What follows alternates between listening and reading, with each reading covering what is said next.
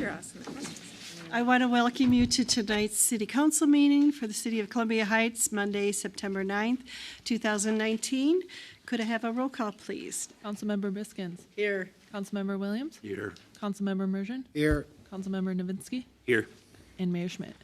Here. And tonight's invocation is provided by Pastor Bob Lyons from Crestview. Thank you. Let us pray. Loving God, on this Constitution Week, we are grateful for the many freedoms we enjoy, the freedom to worship, the freedom to assemble, the freedom of speech. This week, we also remember the people who died on 9/11, and we remember how these freedoms that we cherish are often under attack.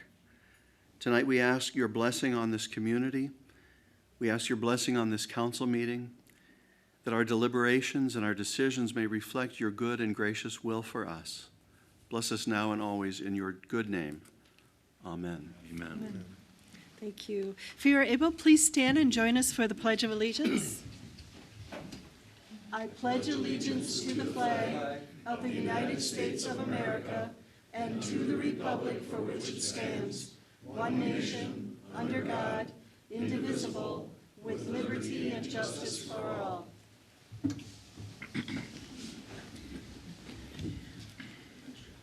Next, I'll read our mission statement. Our mission is to provide the highest quality public services.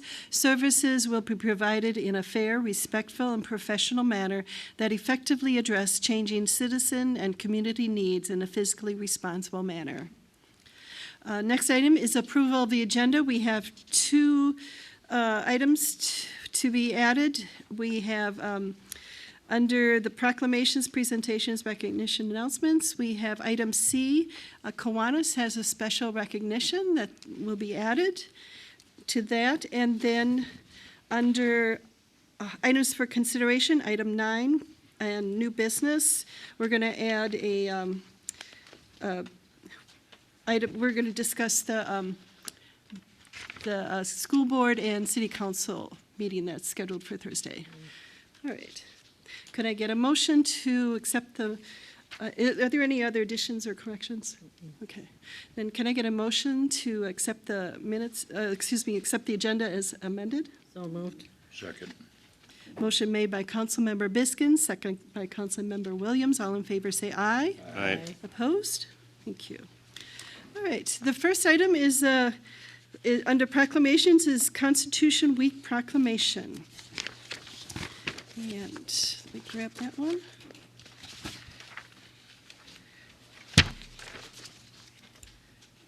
And it's my understanding we have a representative from the Daughters of the American Revolution here tonight. And I will read the proclamation.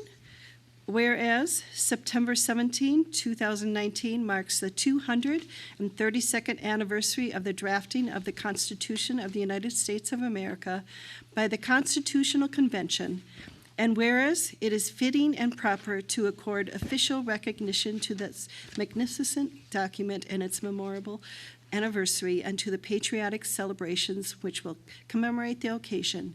And whereas Public Law 915 guarantees the issuing of a proclamation each year by the President of the United States of America, designating September 17 through 23rd as Constitution Week.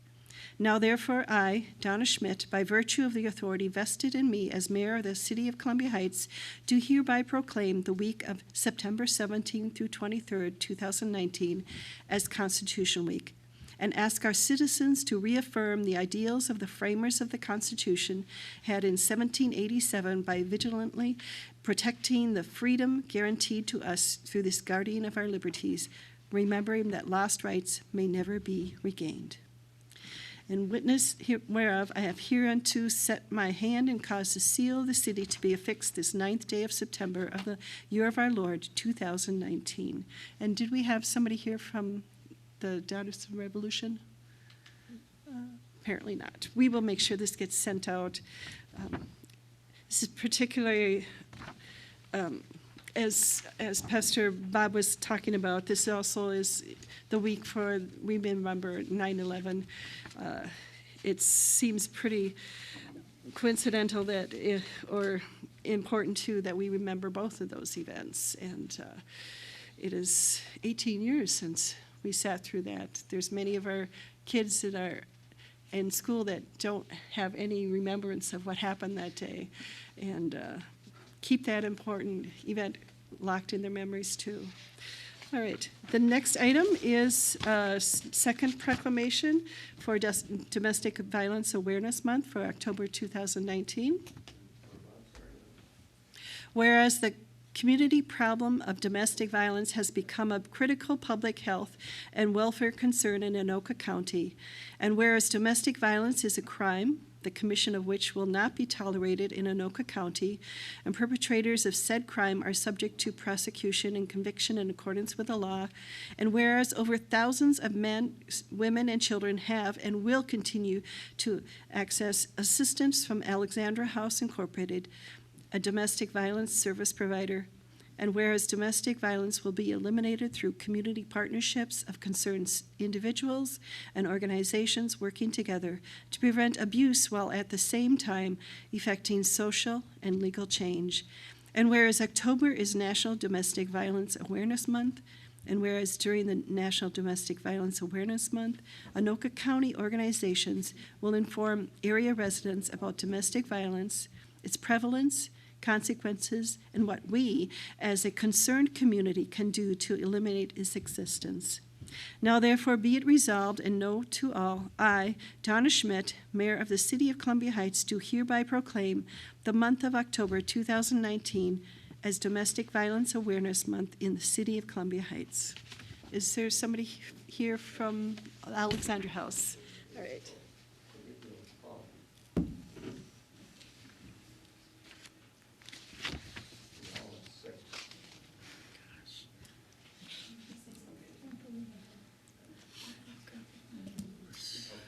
Hi, I'm Connie Moore. I'm the Executive Director of Alexandra House, and I want to thank you for passing this resolution. And I just wanted to give you a little information on the services that we provide just to residents in Columbia Heights. In 2018, we provided 2,442 services to residents in Columbia Heights. And that's just through our community program. So the work we're doing in the criminal justice system and responding to the hospitals 24/7 and Alina clinics and the work we do in the schools. Our shelter, we housed 12 families in 2018 from Columbia Heights, and so far in 2019, we've housed 12 Columbia Heights families. So that's just a quick overview of services. I could talk in more detail, but I know you don't have time. And then I just wanted to let folks know our Hope Fest, which used to be called the Walk for Hope, which some of you are probably familiar with that more than Hope Fest, is the last Saturday, September 28th. It kicks off Domestic Violence Awareness Month. I brought some brochures for you, so hope that you all can make it. We changed our location this year. We've traditionally been at Bunker Hills, but we were told there may be some construction happening this year, so we moved to Lino Lakes this year. We're going to be partnering with the YMCA, the City of Lino, Police Department, Parks and Rec, and some other folks. So it's a fun event, family friendly. You can bring your dog and learn a little bit about our services and the issues and just have a good time. So. All right, thank you. Thank you. We thank you. We appreciate the services that you provide for our city. I know our police have very much needed your services many times, and you're just always there to help, and thank you so much for that. Thank you. Thanks for your support. Mm-hmm. All right, next item is Kiwanis recognition. And we have, is Steve Forsyth here? Oh, there, too obvious. Do you want to come forward and Bob, I suppose, Bob Odden from the Kiwanis, our local Kiwanis group, if you want to come up and, we'll let Steve talk first. Oh, gosh, I'm short-winded, so that's good. But I got to tell you a story. Back in 1947, I came over from England with my mother and my dad, and we settled in Columbia Heights on 41st Avenue Northeast. So It was a hill and down, and there were homes back there at that time. But I have fond memories of this community. And of course, we moved to North Minneapolis in 1952. But I remember Kassler's store being on the corner, and the drugstore, and taking streetcars with my mom downtown Minneapolis. That was always kind of fun. You can remember those days, right? Okay. Great. Okay, enough about me, as my wife would say. Okay, anyway, I want to congratulate the Columbia Heights Fridley Kiwanis Club for receiving I call it the Kids Award, because again, Kiwanis deals with children, but Kids stands for Kiwanis International Distinguished Service Award. And there's certain criteria that needs to be met to be able to receive this award. And the 4 criteria are membership and education. That would be net increase in membership or sponsorship of a new Kiwanis club, community impact, completion of a signature project, and sponsorship of at least one service leadership program, which would be like our key clubs or our builders clubs, which they've done a beautiful job with. The Kiwanis image, participation of the president and secretary in the club leadership education training program, where they attend these classes, teaching them to leadership programs, which is very good. Kiwanis is really organized, and they have this down so well. And then also financial viability, per member donation to the Kiwanis Children's Fund, defined by either a $10 per member or tiered by a district or region. And the monies raised here go to eliminate tetanus in some of the countries in Africa, and Kiwanis has raised about $85 million or $90 million right now, and they go together with UNICEF to provide this service so that babies aren't dying when they're born. So Kiwanis affects international, but it also affects the local community, Columbia Heights and Fridley. So these guys have done an amazing job and well-deserving of this award. So Bob, congratulations. I'm going to let Bob talk a little bit here. Congratulations. This is a photo album, right, Donna? Yes, yes. Okay, Oh, all right. there we go. Can't talk when I'm smiling. Yeah, you can. I mean, I can take another picture? Cover my stomach with it. There we go. Okay, there we go. Okay, congratulations, Bob. And at Kiwanis, we do say, Bob, could you talk into the mic? oh, Thank you. I'm not loud enough? Well, at Kiwanis, we do say, kids need Kiwanis, we're very good at putting together kids clubs. We start like builders clubs for middle school, key clubs, high school, K clubs over at the colleges, and we even have action clubs, and that's for I guess people that have some sort of maybe form of not dementia, but some sort of Disabilities, challenge. challenges. Yes. And I know they have a park over there was St. Anthony. The club over there did that. We're Columbia Heights and Fridley. And we have 2 key clubs, one at each high school. Altogether, there are over 200 kids in our key club. Our activities go to support these kids. The purpose of the key club is education, and that would primarily be in leadership and also service. So they have to commit, I think something like 40 hours a year of service? 50. 50? Okay. And that's important because even though, maybe the economy is doing well and so forth, but not everyone's doing well. And we need to, give back to the community. And we've done like the recycling center now for over 35 years. If you ever lived in Minneapolis and went to the Minneapolis Recycling Center, you know it's not a particularly welcoming place. But we try to run it so that, put a smile on everybody's face, make sure everyone understands, the recycling and so forth and how important it is.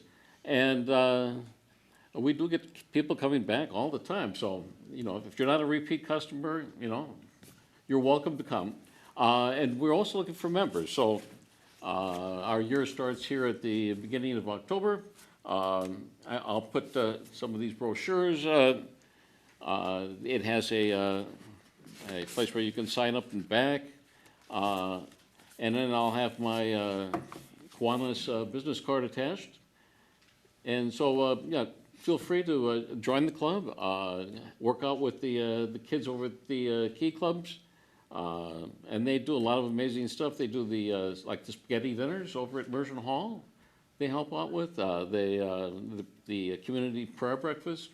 What else? They pick up the trash at the high school after every football game. There is trash. It takes quite a while. I think they even help with the concessions, and then there's a lot of things the Key Club does. So, if you're looking to work with kids, then join, was it Kiwanis? And you'll have a good time. Can I just add one thing, Bob? Yeah. Just another thing which is really unique and says a lot about this Kiwanis organization, is that the Fridley, a young lady from Fridley, in the Key Club at Fridley, was the international president of Key Club International. Now, Key Clubs are in 80 countries, and there's thousands. In fact, there are more Key Clubs than there are Key Club members than there are Kiwanians. And to have that honor bestowed upon somebody out of the United States is one thing, but to have it right here in your community is really, really neat. And she's pretty amazing. And so I just wanted to add that. That's part of this Kiwanis group, so it should be. Yes, we do have some amazing kids in the group. Yes, they do. So thank you. All right.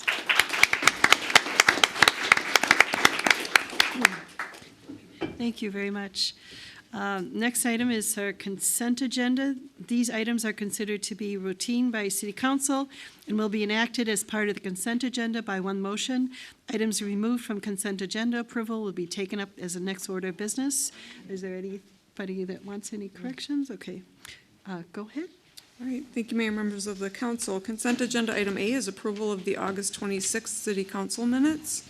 Item B is approving the EDA minutes from the August 5th meeting, the Library Board minutes from the August 7th meeting, and the Planning Commission minutes from the August 7th meeting. Item C is approval of the new personnel policy, and that would be effective immediately. Item D is approval of the new family and medical leave policy. That is to be effective January 1, 2020. Item E is approval of the City Council handbook. Item F is approval of the business licenses that were in your packets. And item G is a review of the bills totaling $524,753.32. I have a motion to approve the consent agenda items, please. So moved. Second.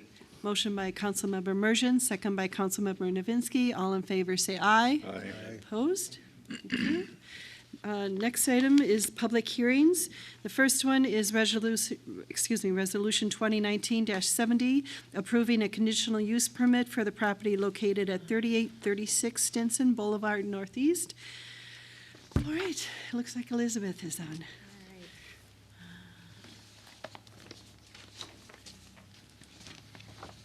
All right, good evening, Madam Chair, members of the council. Hamilton Sign, on behalf of the Minnesota Family Church, is requesting a conditional use permit. The conditional use permit would allow a dynamic light emitting diode sign, or an LED sign as they are known, for the property at 3836 Stinson Boulevard. Dynamic LED signs are permitted in the limited business zoning district as a conditional use in conjunction with a religious facility. The proposed sign meets the city's zoning code requirements for dynamic LED signage, and a rendering of the sign and the proposed location was attached to your report. The Planning Commission held a public hearing on September 4th, as required by city ordinance, and at the meeting, the Planning Commission voted unanimously to recommend approval of the proposed monument sign with dynamic LED components. And the recommended motion before you tonight is to approve the resolution with the conditions attached. If you have any questions, happy to answer those. I do have a question. There was some comment from the minutes from the meeting, and I guess John Mergen could probably add to it too, is a question about a timeout when overnight, if the LED sign could be turned off at night just because it is in a residential area next to apartments. And then there's also the townhomes across the street in St. Anthony, just as a courtesy. Can somebody give me an Yeah. update on what the discussion was? Yeah. Madam Mayor, it did come up briefly at the end of that discussion for that item. It was brought up that the school had that condition placed on it when they went through the similar process for their dynamic LED signage, and whether or not to do that here. After a little discussion, because there is a condition already in place that requires that the sign dims at dusk until dawn, the planning commission ultimately decided not to add any additional conditions to that permit. So if that's something you would like to discuss, we certainly can discuss that if you think that the council deems that appropriate. John, could you update anything? No, she said exactly what it Okay. was, what the planning and zoning talked about, the commission, and it was brought up, and it just the way that the sign outfit had everything scheduled, that they figured it'd be good. But even the sign guy, or the person who's putting the sign up, said that if it does get too bright, that they'll do something down the road. It's not totally out. He said he'd work with them if the neighbors are getting, if he's getting complaints from that, so. Yeah, Councilman Mergen's correct. I mean, there was a sign contractor there with the representative from the church who spoke, and it said essentially that it's on a timer, and if there are issues, they're willing to work with the neighborhood and find a solution. In the past, I know there's been one other situation where we've had a complaint. We just requested a report from that property owner showing that the sign complies, and they just had forgot, that it was an older sign that didn't have the automatic turn down. I don't know what they're called, I'm not a sign contractor, but, and so they just had to modify that to comply. So, again, if it's something the council deems appropriate, we could look at adding a condition. I know with the school, I believe theirs was 10 PM. With the library, it got brought up again because of the adjacent residential. They limited their sign after 11 PM. Oh, at the library, and when does it come back on? 6 AM. Okay, at the library, it's 11 to 6. Is that the same at the school? That would be 10 PM. 10 to 6. 10 to 6? Yes.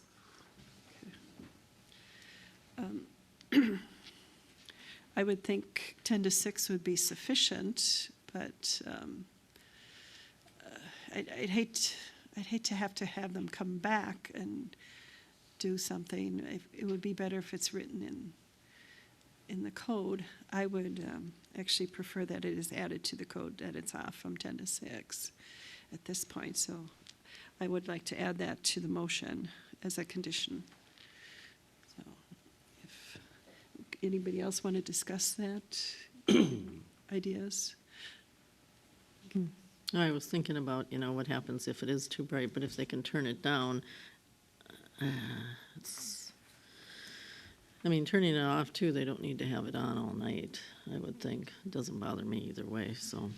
It still needs to be turned down once it is dark. Right, yeah, definitely, So- because they can be very bright. That's the problem we saw over at the school district. Actually, Martha, do you remember that discussion? Okay, yeah.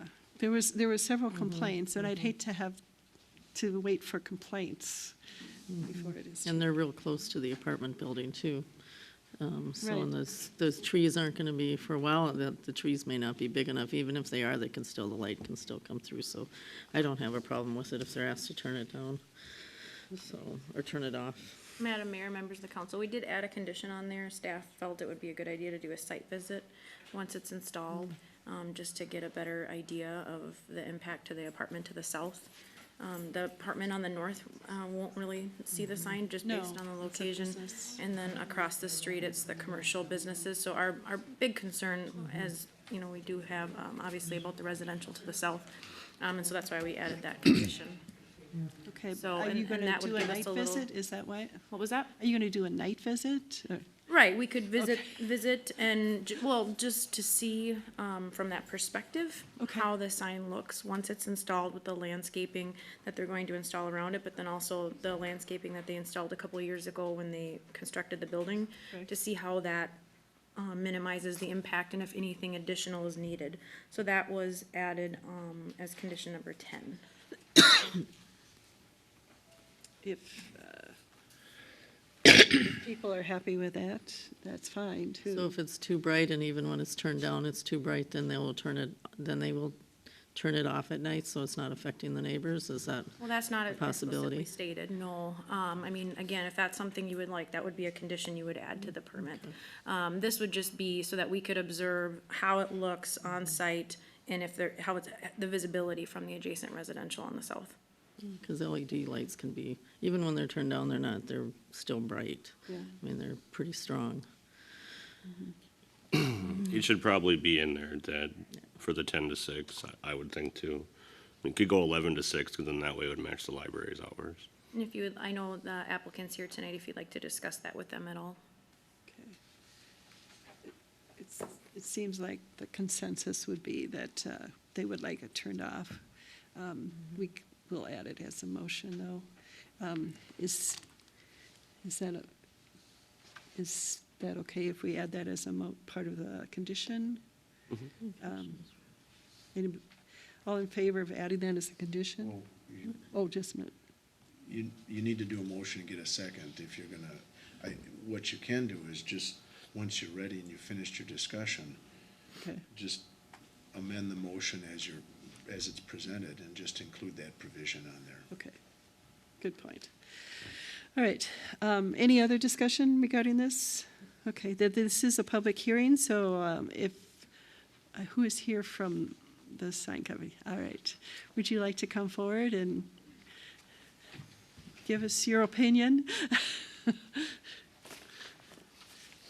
Good evening, Madam Mayor, council members. I'm from the church. Okay, please identify yourself. I'm Keith Anderson I represent the church. All right. And these signs are very smart. They sense light conditions and are dimmed depending on light conditions. So at nighttime, it would be probably a faint glow. The sign code speaks of nits, like 500 nits. Right. And I don't want to nitpick, but I don't know what that is. I don't know how bright that is. We installed parking lot lights in accordance with code, up to the specification of the code. And when they were turned on, that parking lot was very bright. So I talked to the neighbors, and they asked if we could please, turn them down or off at night, which we were perfectly happy to do. They're on a timer. The sign is also on a timer. So it could be turned off from 10 till 6. We're not a gas station promoting or Cub Foods or anything like that promoting. So we have our message to put forth, but we have no problem turning it off 10 to 6. If that's, makes you all more comfortable, then put it in. Are your parking lots signs, lights turned off from 10 to 6 or just turned down? They're just turned off, period. Oh, they are turned Because there's enough ambient lighting, we found, plus we have lights on the building, Right, and typically we don't have evening programs. okay, If we do, they won't go past 10, all right, so we would turn them off. But no, we haven't been using the lights. all right. Thank you. Anybody have any questions regarding this? Okay. Thank you very much. Thank you. Anybody else would like to come forward? Please come forward, state your name and address. Hi, I'm Ada Marcus Simila, 1700 49th Avenue. Just a comment from living next to the school. I think having them turned off at night to start would be great. I know that there was a lot of bad rapport that was built with a lot of my neighbors because it was really bright, the school sign was initially, and then kind of as they were the learning curve of how do they turn it down and trying to figure it all out, it sort of was very frustrating for the neighbors. I think if it could just start out that way, that would be great. And then as the neighborhood gets used to it, it could be that if it seems that it's needed to have it on later, that could be adjusted the other direction. So I think that's a really great way to look at it. All right, That's all. thank you very much. Anybody else from the community wish to say anything regarding the lighting? Anybody else? All right.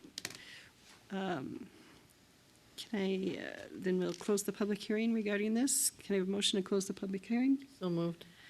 Second? Okay, motion by Councilmember Biskin, second by Councilmember Williams. All in favor, say aye. Aye. Opposed? Okay, then I need to move to waive the reading.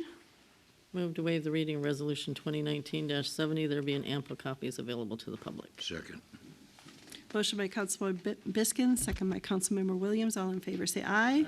Aye. Opposed?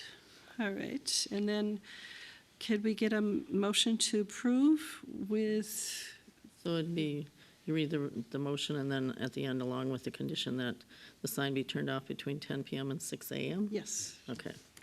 Move to approve Resolution 2019-70, approving a conditional use permit for the property located at 3836 Stinson Boulevard Northeast is subject to certain conditions of approval, along with the condition that the sign be turned off between 10 PM and 6 AM. I need a Second. Okay.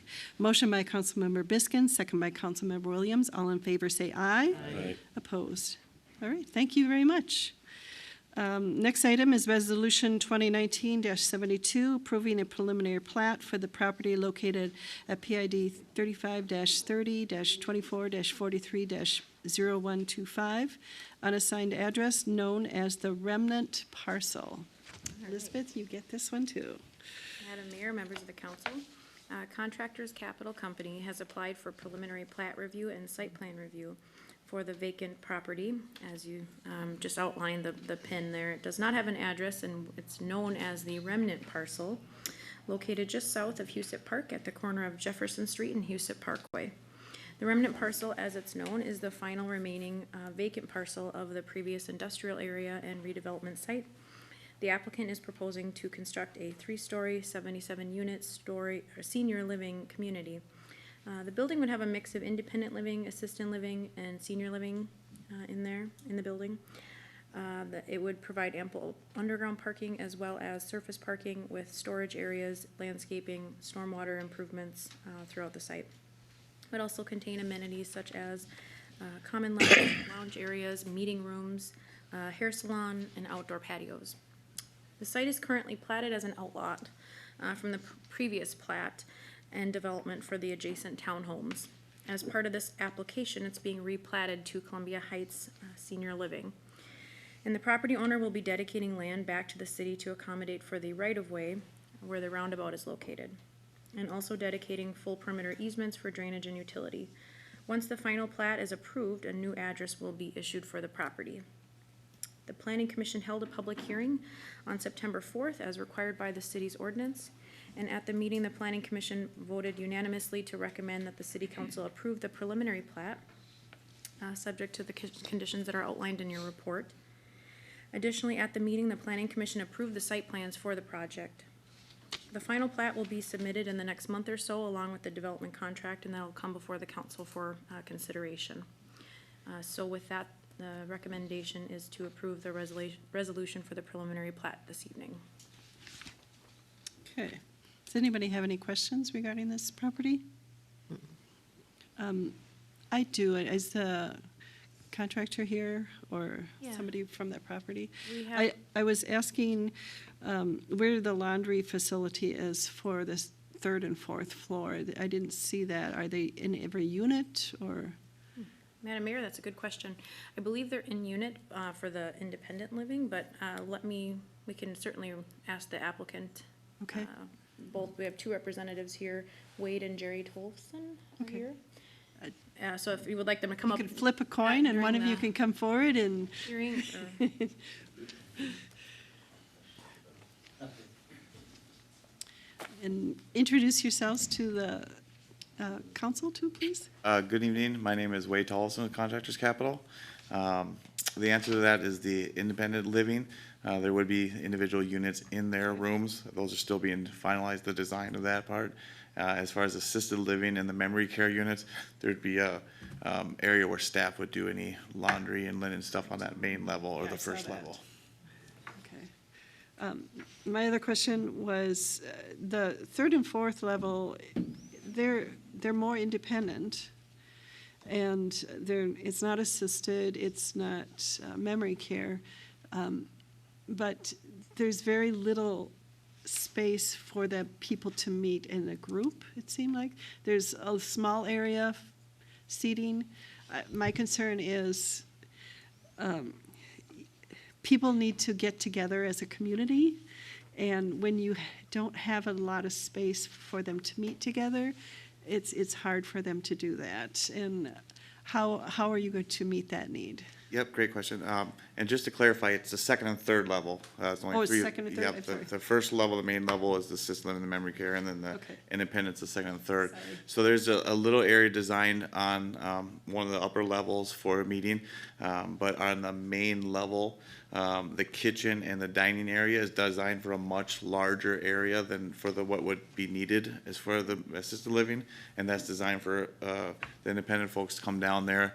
There's also gonna be food plans, so they can get food plans with the staff recognized cafeteria, so that area is larger, designed to have the independent people be able to mingle on that main level, as well as the three balcony areas, patio areas outside, for independent folks to be able to gather there. And a lot of our focus is designed with our walking paths around the perimeter to go to the park for, when the weather cooperates. But those things have been addressed in our plan as well. Okay, thank you.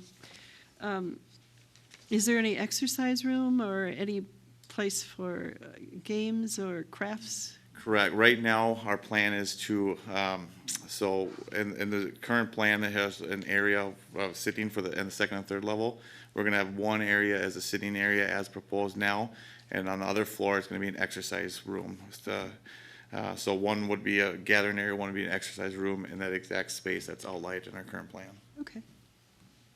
Anybody else have any questions? All right.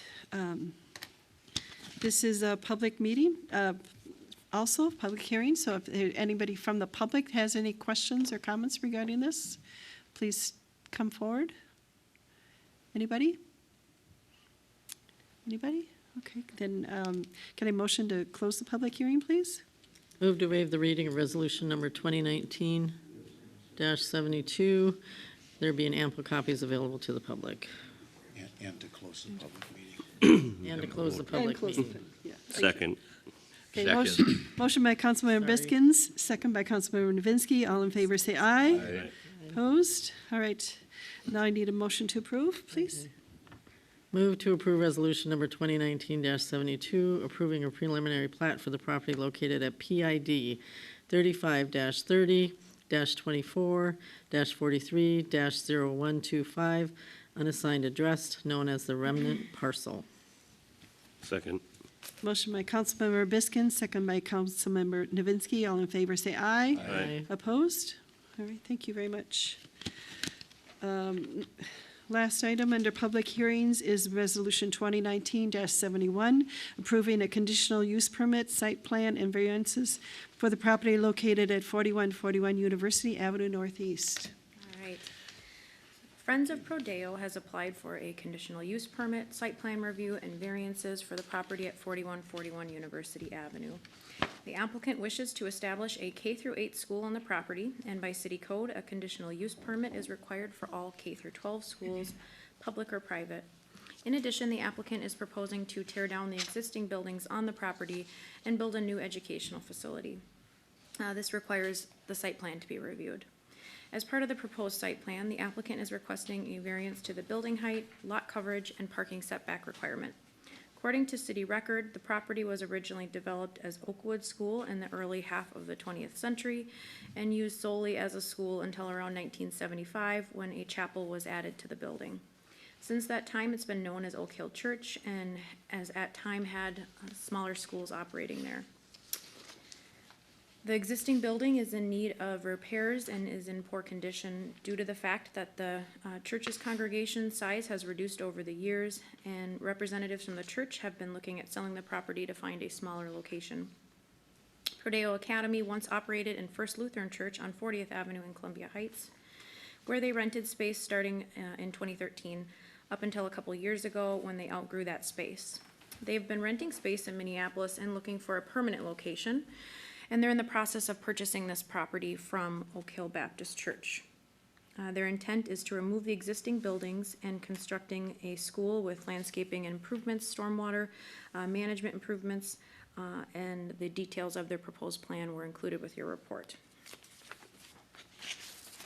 The property is located in the R3 Multiple Family Residential District, as are the properties to the north, south, east, and west. K through 12 schools, public or private, are a permitted conditional use, meaning that a conditional use permit is required in this zoning district. The comprehensive plan guides this property for institutional development, which includes public and private educational facilities. Removing the aging building and rebuilding a new educational facility with the landscaping and stormwater improvements that they've proposed meets the intent of the comprehensive plan. The site plan, I'll go through some of the key items on the plan. Parking, the proposed plan identifies 67 parking stalls, and per our ordinance, for an elementary or junior high school, the zoning code requires 10 stalls plus a stall for every classroom. In this case, there are 43 classrooms, and by the zoning code standards, they're required to provide 53 parking stalls. They provided an additional 14. The access for this site will be served by 2 main entry points off of the University Service Road and then off of 4th Street. The landscaping materials meet the city's landscaping requirements and guidelines.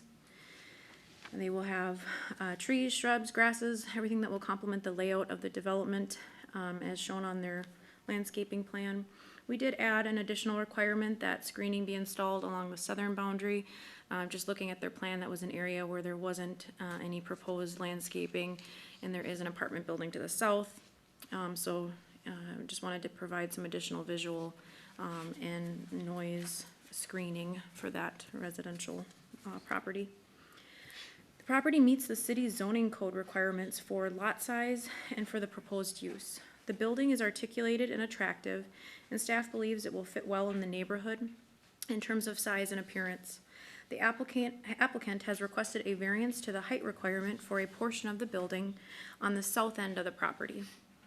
The part of the building, in this part of the building, there'll be 3 floors as shown on the plan, and it's proposed to be 41 feet at the highest point, exceeding the code allotment of 35 feet. The applicant argues that the need for the variance came from their best attempt to meet other code requirements for the lot coverage and wanting to provide ample green space on the site. The property has grade changes on all 3 sides of the property, which limits the area where the building can be located and creates limits to grading activities and a need to reduce the building footprint. The building meets setback requirements. However, the applicant is requesting a variance for the parking setback, reducing the setback from 30 feet from the property line to 15 feet.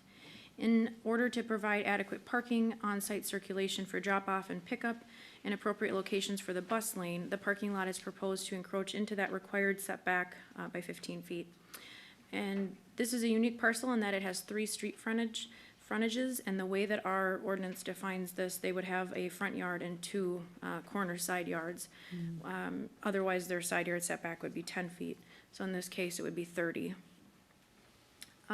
Staff believes that this request is reasonable as it proposed a parking lot layout that makes good sense of the available space and still provides adequate screening and a distance of 15 feet.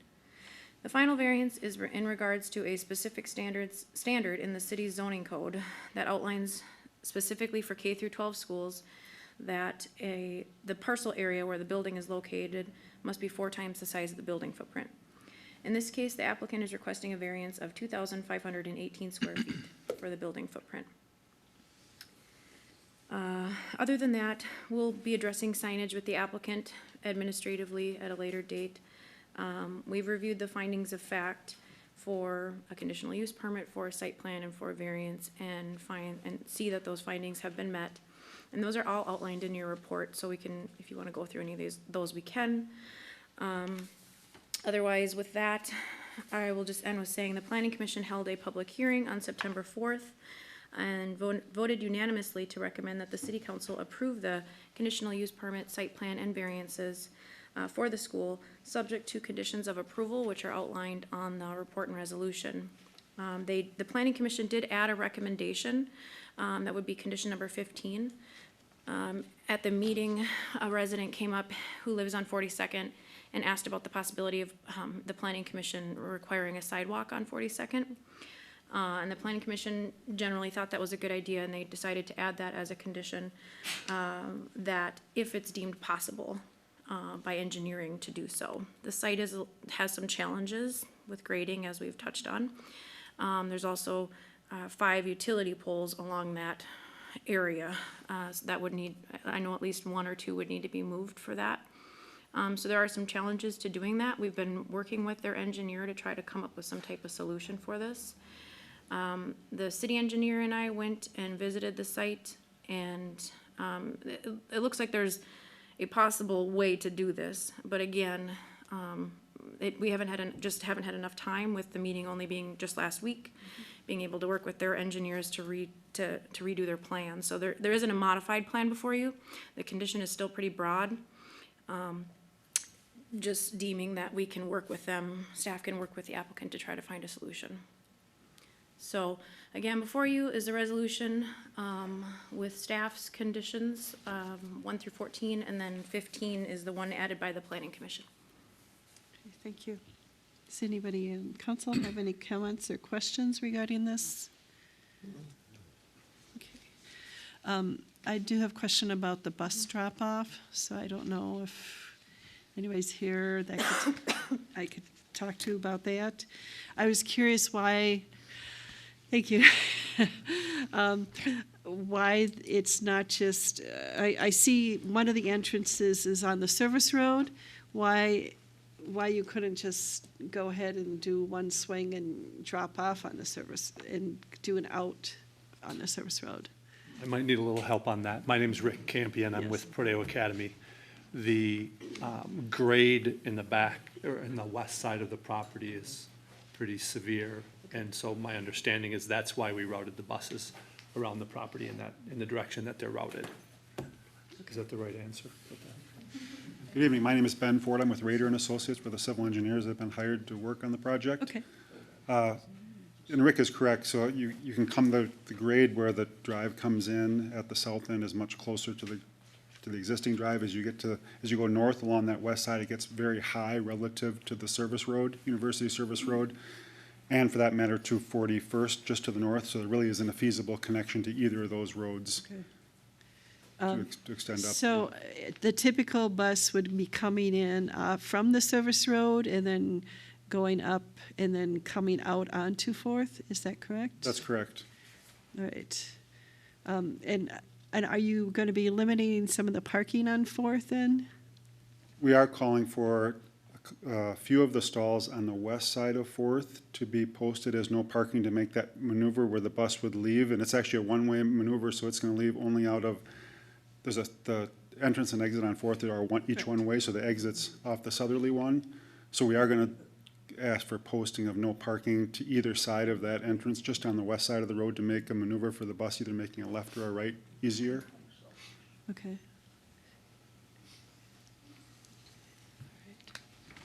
Anybody else have any questions then regarding this? All right. Thank you. That was my one question. This is a public hearing, so is there anybody from the public that would like to speak regarding this matter as to this property? Is there anybody from the public? You have one name. Oh, you do? Okay. Yes, David Briley. Okay.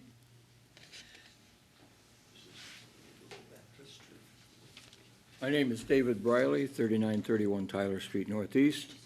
I'm pastor emeritus at Oak Hill Baptist Church and currently serve as chairman of the board. We have not placed the school up for sale. That was one of the options we have considered, but it was not up for sale. Prodeo came to us and said, we're interested. I invited them to our board meeting. They presented their plan, talked about their vision for the school and as it would work in the community. The board was impressed with that very favorably. We voted after they left to bring it to the congregation.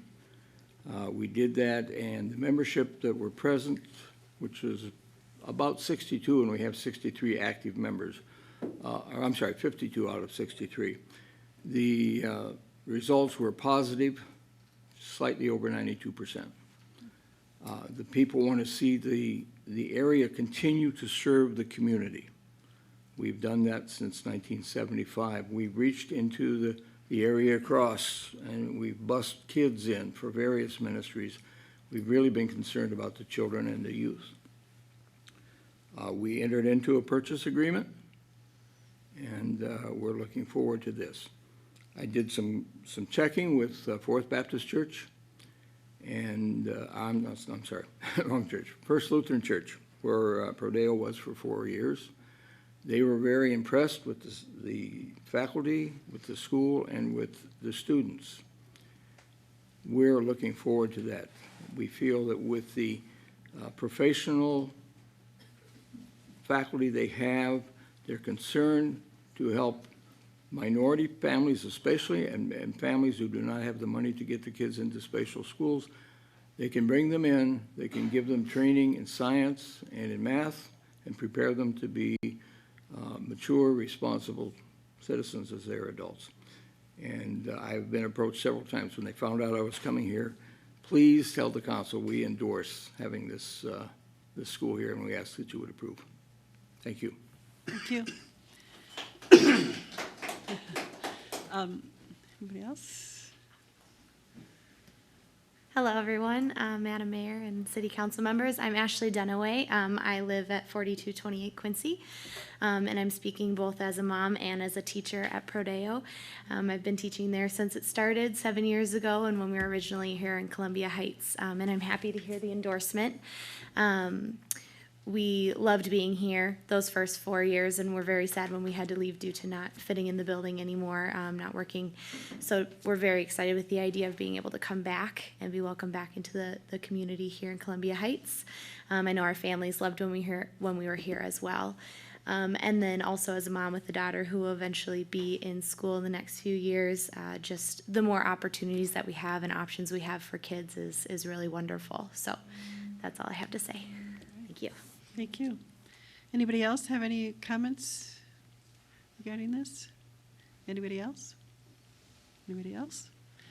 All right, then can I get a motion to waive the reading and close the public forum? So moved. Second. Motion by Councilmember Biskin, second by Councilmember Williams. All in favor say aye. Aye. Opposed? Then a motion to approve, please. So moved. Okay.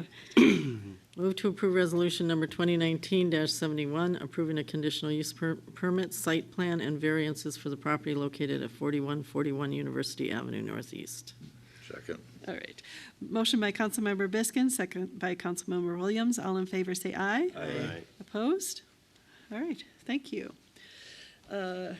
Moving on for items for consideration. We have a couple here.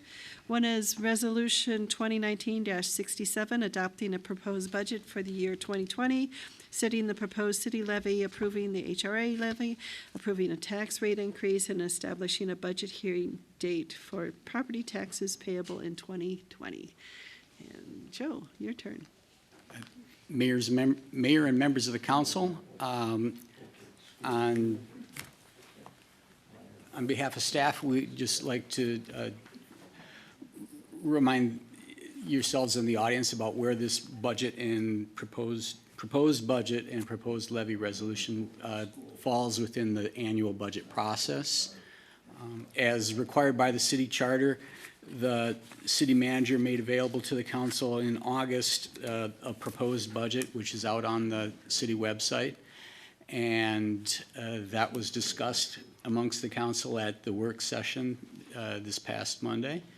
And under state law, the budget and levy process is a two-part process, or actually a three-part process, where it begins with a proposed amount, which gets initially approved by the local government and then submitted to the county. And the county calculates what the effect of that would be for each individual property owner and mails them a notice. And then after they get that notice, the local government again schedules a public hearing where the public and the council come to a final decision on what the 2020 budget will be and the 2020 property taxes. And that happens at the second Monday in December. Between now and the second Monday in December, of course, you as a council will meet at 2 or more work sessions to discuss at detail levels of the budget at a further drill down than is happening so far at the broader review.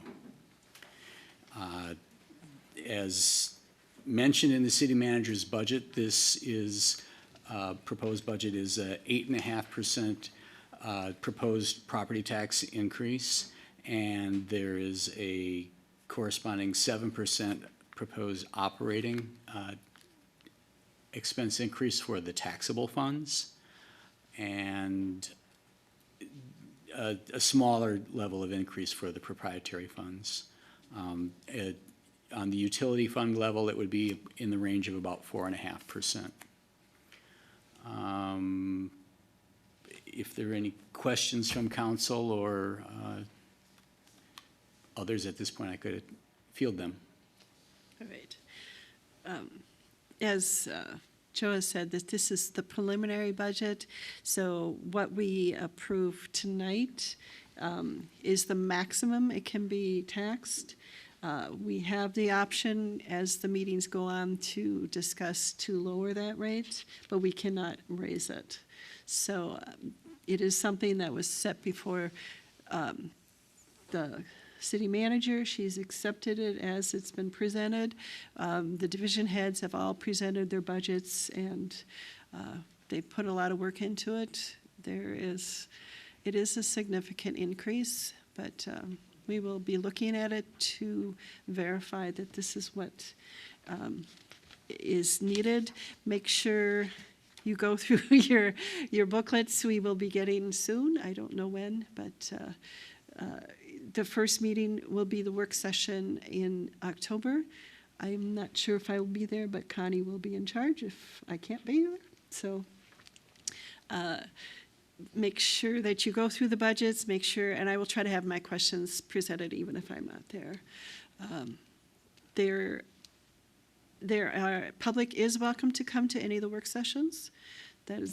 So if you want to be part of that discussion, if you want to hear what's going on, they get to be long meetings, so just to warn you, you may be there till 9, 10 o'clock at night, or 10:30 like we were the other night. But this is a good time to look it over. Those booklets will be available online, correct? Is that? Generally, No? those are just workbooks that Okay. are provided to council. They just I mean, are, okay, they just give you more it's detail. something that could be one could be produced as a data practices request, Right. but The manager's budget does give a good outline, and yeah, just to put that in scope for folks, the manager's budget that's on the website is 139 pages. Mhm. So most people wouldn't need additional detail beyond that, but it's available. all right.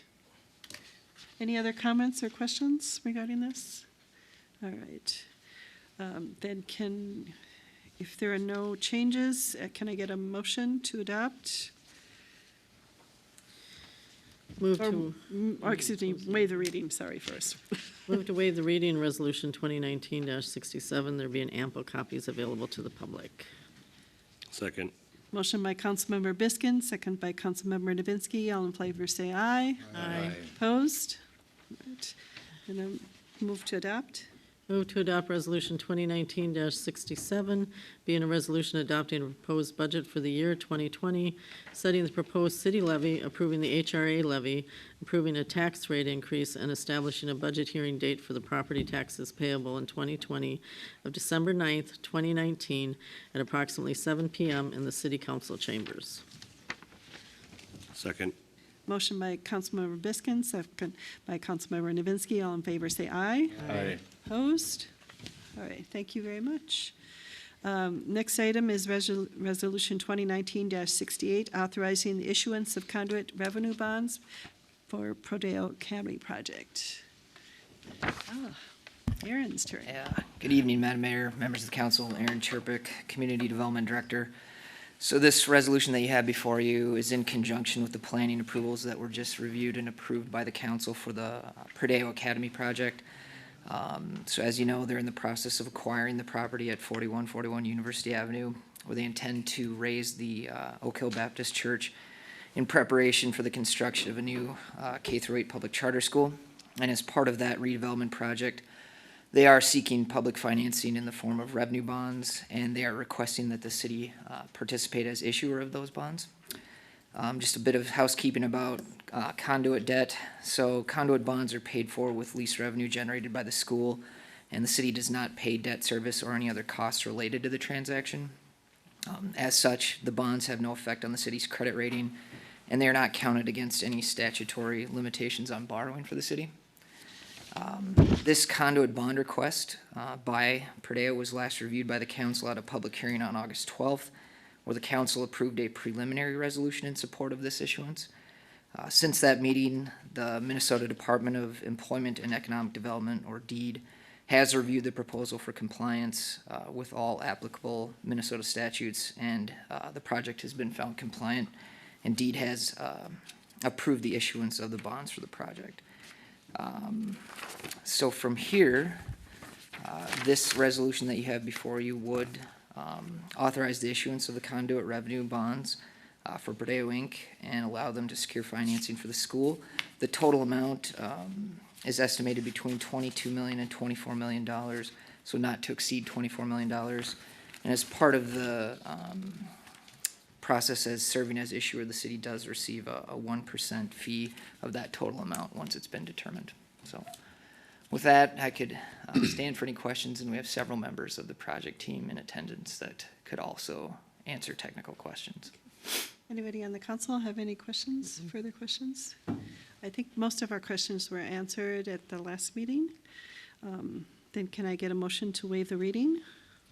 Move to waive the reading of Resolution 2019-68. There being ample copies available to the public. Second. Motion by Councilmember Biskin, second by Councilmember Williams. All in favor say aye. Aye. Opposed? Then a motion to approve, please. Move to approve Resolution 2019-68, a resolution authorizing the issuance of conduit revenue bonds for the benefit of Friends of Prodeo Inc. and Prodeo Academy, and authorizing the execution and delivery of conduit revenue bonds and related documents. Second. Motion by Councilmember Biskins and second by Councilmember Williams. All in favor say aye. Aye. Opposed? All right, thank you very much. All right, we have a new school coming. Next item is, under new business, is City Council School Board joint meeting. There is a conflict in my schedule, and I need to apologize because it is my schedule. And I would really like to be part of this discussion that is coming up. We have a meeting scheduled, joint meeting scheduled on Thursday at the library with the school board and the city council, but I will be in Duluth that day. So I am not driving 2 hours and 2 hours back. So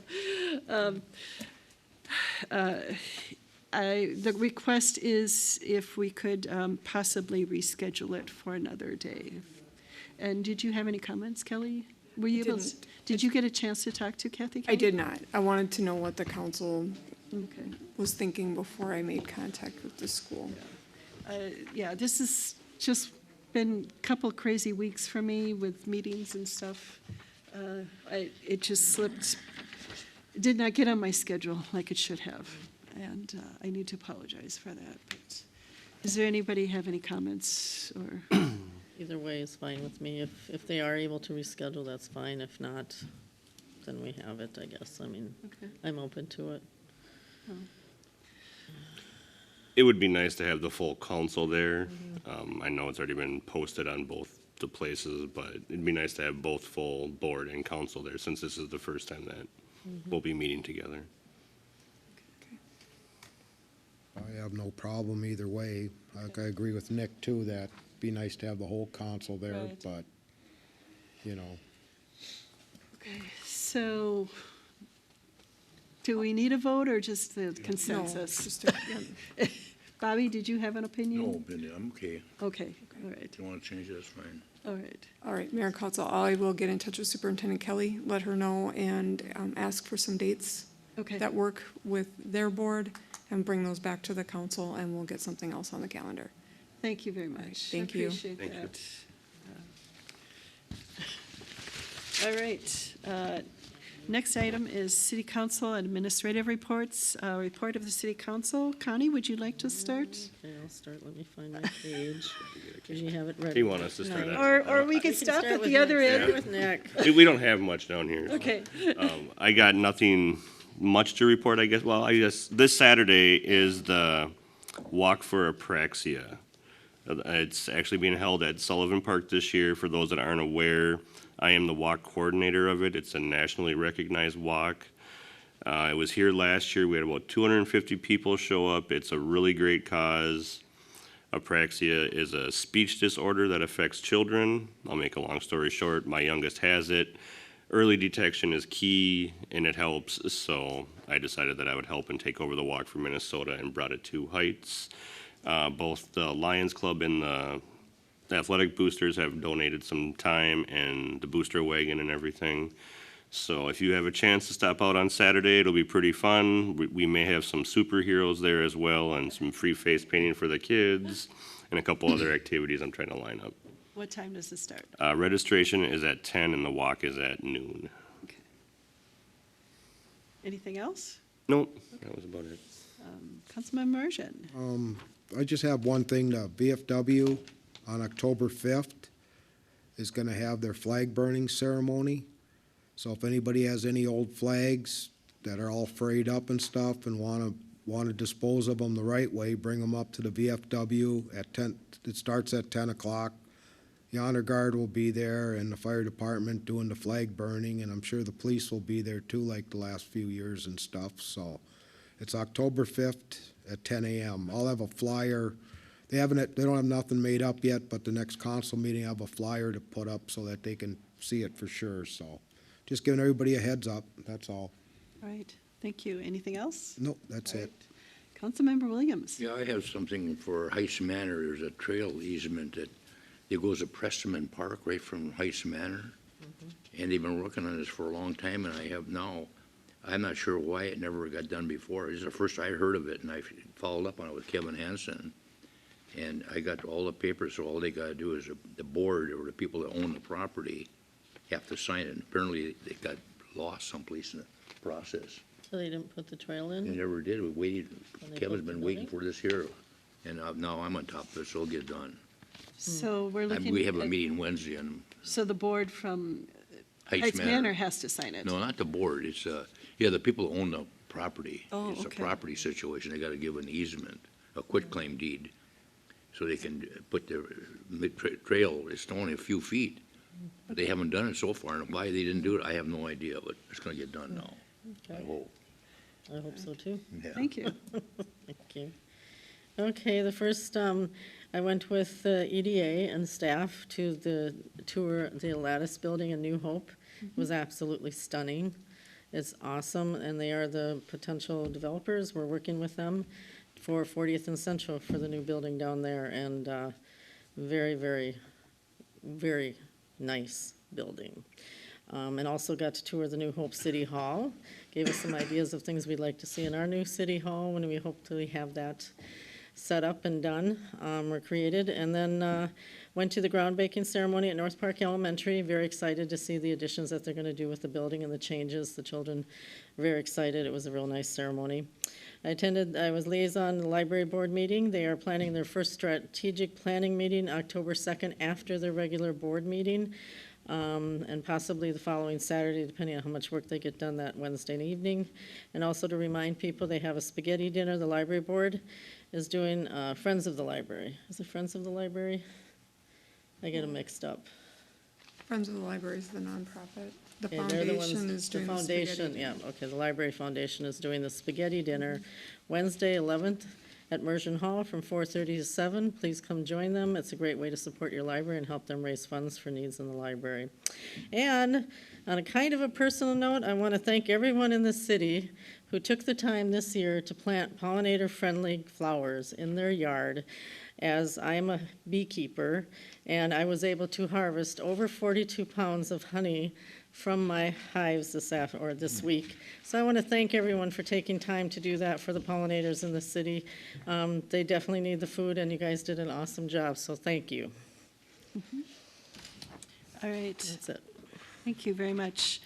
I think everybody that was on the tour, the whole council got to go on the tour, and so Kelly was there too. So it was a great tour, and very excited to see the possibilities of it coming here to Columbia Heights. Actually, Kelly Bourgeois, our city manager, myself, got to sit down with our county commissioner, Mandy Meisner, and discuss, get up to date, so what's happening at the county level, and she got to get updated what's happening at the city level, so that was good. We have had the breakfast, I guess it's kind of breakfast, it's the chamber breakfast, it's donuts and coffee, so I guess that's kind of breakfast. It's a quarterly meeting, and we invite all the businesses to help come in and participate. City staff were there, several school staff were there too, so we got updates on a lot of things that were going on. The Northeast Bank also hosted their annual picnic. It was amazing. They had people coming an hour early to stand in line to get Cowboy Jack's burger, shredded pork sandwiches, and it was very good. My husband saw Walt Face there. I didn't see him. He was off in a different area, and I didn't happen to see that, but so Walt is around. He's not in Scotland anymore.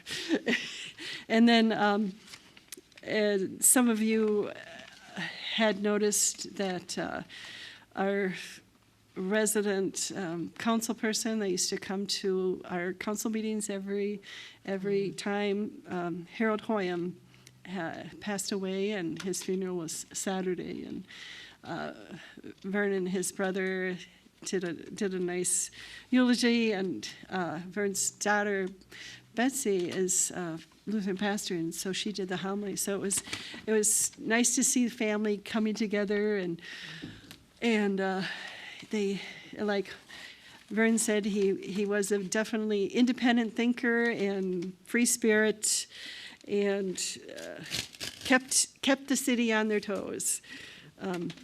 Also got to be part of the Oak Hill Baptist farewell yesterday, and great turnout. A lot of people came that had been at the school and came if they'd been part of the church. So a lot of different memories were shared and lots of pictures. And it's going to be so different with a new school there, but much needed change.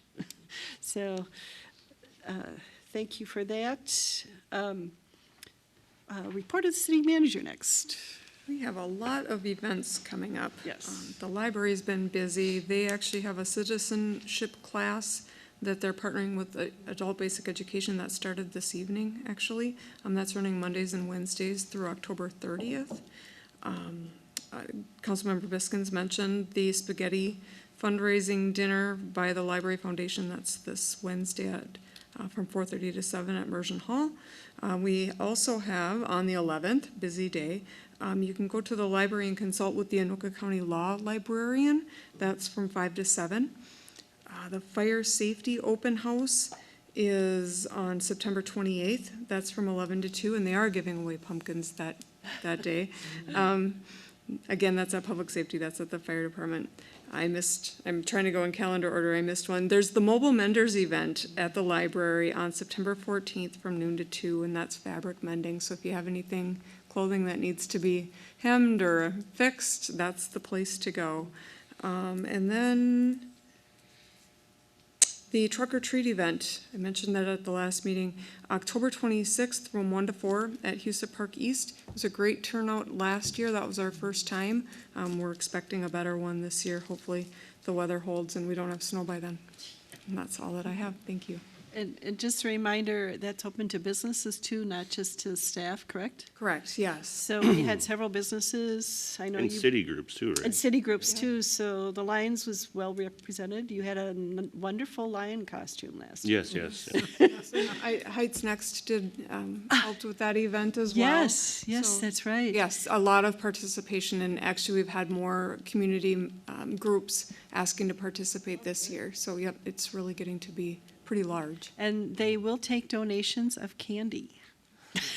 Yeah. So. That's the Park and Rec Department, correct? Yeah, Park Yes. and Rec. Actually, Jody Griffin, our Special Projects Coordinator, is coordinating with police and rec on the entire event. Okay. So, yeah, it was wonderful, and I heard there is the helicopter again. Yes. Oh, wow. Different type, but there will be a really? helicopter there. Yeah.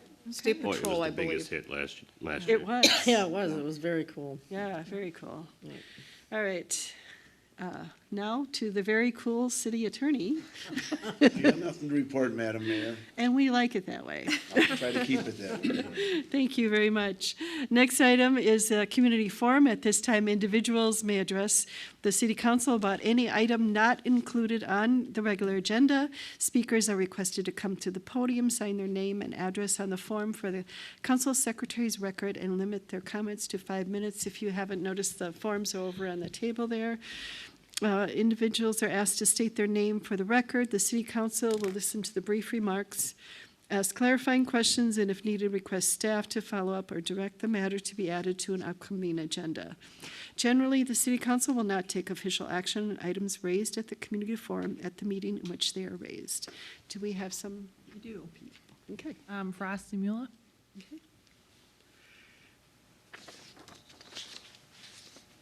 Hi, Frost Simula, 1700 49th Avenue. Business tax revenue is always preferred use for our properties in Columbia Heights and anywhere, honestly. And with the discussions about the use for 40th and Central, I can't think of a better, more prime place for business than right there at the heart of our city. We want a business in that location. We want a generating business tax revenue for us. And it just seems counterintuitive to put a non-taxable property in that location. I know there's been some discussion about putting the new city hall there, and I know several people in the community have concerns about that. We don't want a municipal building being in the heart of the city where it would be better suited for business. So I'm looking forward to a plan that includes a business in that location and hearing alternatives about where to put the new city hall. Thank you. Thank you. I would actually suggest you talk to Aaron Chirpick. He's got a little bit more details on that. It's not just City Hall. There's more things included in that. So get more details from him and he can update you. Understood. Thank you. Thank you. All right, Amada Marquez Simula.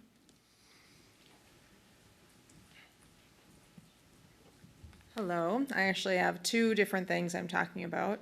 I'm always busy. But for the school district, our new fall community ed class catalog is out. We're very excited about this. It has all of our programming for all ages in Columbia Heights and the surrounding areas. And so I just want to let everybody know that those are available. We'll have some here at City Hall if that's okay. And we'd love you to register for classes. I also will have some flyers. We have quite a few classes that are for 55 plus seniors that are free. And we just really want to make sure everyone understands that the school district is here for all ages. It's not just K through 12 or preschool. So please check out our community ed. And then for Heights Next, I just wanted to promote that another thing that's happening on the 11th is our Stories in Our Neighborhood. And again, this is a partnership that Heights Next does with First Lutheran Church. We do a podcast every month about diversity and cultural aspects of life and how we're all neighbors in Columbia Heights. That's on Wednesday night at 6:30 at First Lutheran Church. Would love you to come out. It's free. It's not a church event. It's held at the church, but everyone's welcome. And on October 5th, we have the Fix-It Clinic, which is a partnership between Heights Next and the city and Community United Methodist Church. And that's on Saturday, October 5th. It starts at 10 a.m. and goes till 1 p.m. Thank you. Could you remind people where your community ed program is held so that they Sure. can go for the classes? Yes, our community ed programming is generally held at the Family Center, which is 1460 49th Avenue Northeast in Columbia Heights, which is attached to the high school. We do partner with Fridley, so some of our cooking classes and dance classes are at the Fridley Community Center. And we have some events that are off-site, as this Wednesday, also on the 11th, we are touring the water treatment plant in Columbia Heights on Reservoir. So we do have some trips we take out of town as well. But you can pick those up at the Family Center. And my husband was jealous because I have a little card that says I can get in free to school events. Oh, yeah. Could you tell people where they can get one of those cards? Yes, the school district has a card called the Senior Pass. If you live in the Columbia Heights School District and you are over 60 years old, you can get this pass. It's a little shiny pass. It goes in your billfold or your wallet, and you can get into any school event for free. All those students are working so hard, we want to make sure we have seats filled. So they're good for basketball games, football games, soccer, theater, band concerts. Generally, those are $5 at least, and you can get any of those for free.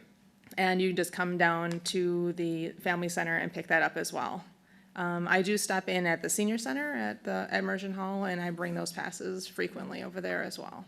But yeah, just come on in. Those are free, and it's called the Senior Event Pass. Right. Thank you for asking about that. Thank you. All right. Anybody else?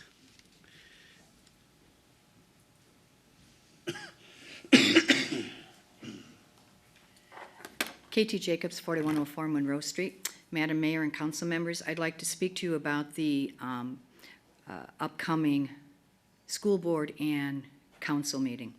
December 18th, ISD 13 School Board issued a letter in a public forum, and although they did not name the individual by specifying his title, which is public knowledge and easily accessible to residents, they divulged the identity of and impugn the integrity and reputation of Councilmember Nick Nowitzki, who is also the liaison to the school district.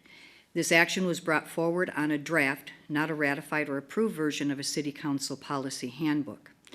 Councilmember Nowitzki attended the parent administration meeting on the request of a parent based on his also being a district parent, a respected and trusted member of our community. A determination was made by the school administration that Councilmember Nowitzki was the liaison, but not what capacity he was attending the meeting. ISD 13's actions and consequent letter was issued without solicitation from further clarification or conversation with Mr. Nowitzki, the mayor, city manager, or an HR department prior to issuing a public statement of inquiry into Councilmember Nowitzki's performance as liaison to ISD 13. A consequence of ISD 13's actions include heated discussions regarding the Councilmember Nowitzki's ability and right to maintain his position as liaison at both the January 7th work session and the council meeting of January 28th. A work session request by Mayor Schmidt to the city manager was to coordinate a joint meeting with the council and the school board.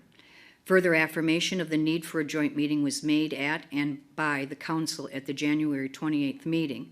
Councilmember Biskins and Williams' first motion, Councilmember Nowitzki's liaison approval be pulled from the consent agenda, and then for his removal as liaison. An eventual motion was made and carried by Councilmembers Mergen and Biskins for the joint meeting between the city and ISD 13.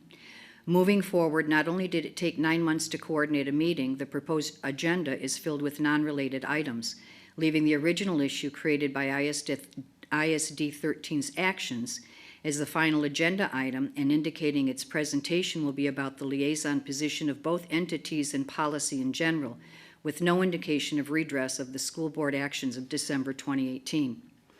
Further discussion at last week's work session indicated that rather than follow a longstanding policy of meeting oversight being determined by the property at which the meeting is held, in this case, our library, and therefore would provide for the mayor chairing that meeting, it will be a jointly chaired meeting with the school board determining no community or open forum from or for the residents' feedback. Why, when the city council requested this meeting twice, and I remind you for only one purpose, why are we changing and ignoring a long-standing protocol when the meeting is on the city property? Why, when Mayor Schmidt, knowing fully what the reasons for the meeting request were, did she not fully pursue the answers and correction to these issues at the work session this past week? And finally, why is there no open forum?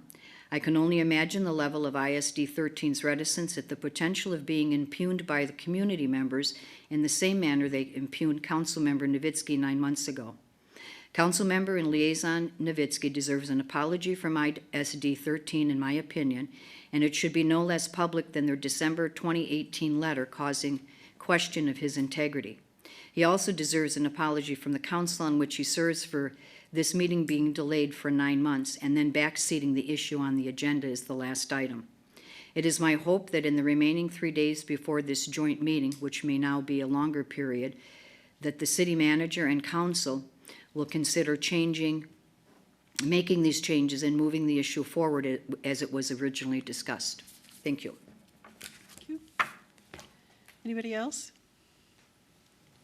Anybody else?